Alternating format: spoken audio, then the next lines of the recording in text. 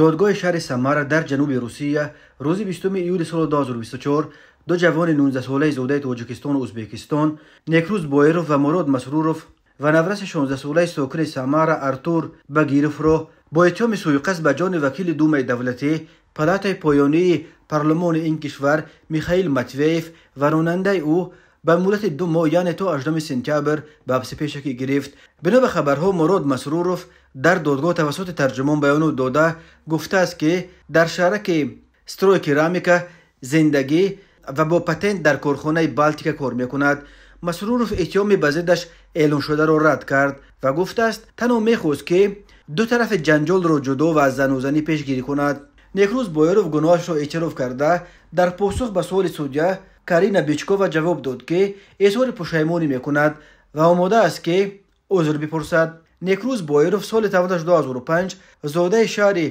کونیبودام در شمال تاجیکستان و لکه شهروند روسیه بوده است. عائله آنها در شهر تالیات ثبت نام شده است ولی در سمارا زندگی میکرد. مدویف قبلا ادعا کرده بود که محض بایروف سرکرده دسته بین المللی است که سببگار مناقشه با ساکنان محلی شد. وکیل دوم همچنین ادعا داشت که گویا بایروف قبلا 3 مرتبه صلح شده است ولی طور در دادگاه معلوم شد به ضد نیکروز بایروف قبلا 3 دفعه پرونده شدند، 2 مرتبه با گمان دزدی و 1 مرتبه با گمان غارتگری، ولی هر دو پرونده دزدی بر اساس بندهای یکم و دوم ماده 158 در تیر ماه سال 2022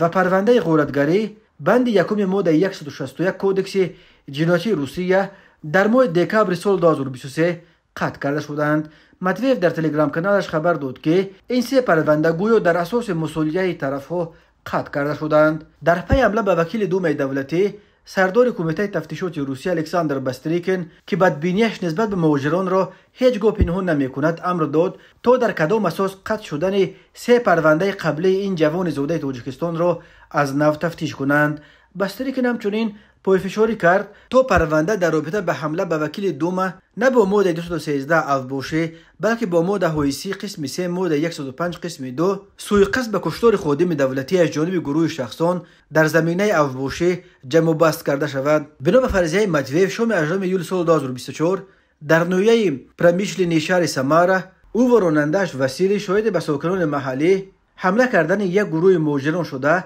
از ماشین فرآمدند تا که مانع مناقشه شوند، ولی مهاجران خود آنها را زیر مشت و لغت گرفتند. در نتیجه استخوان سر کتف راننده شکسته سر خود متویف را با سنگ یا با شیشه بوتیلکا زده کفاندند و هر دو را در بیمارستان بستری کردند.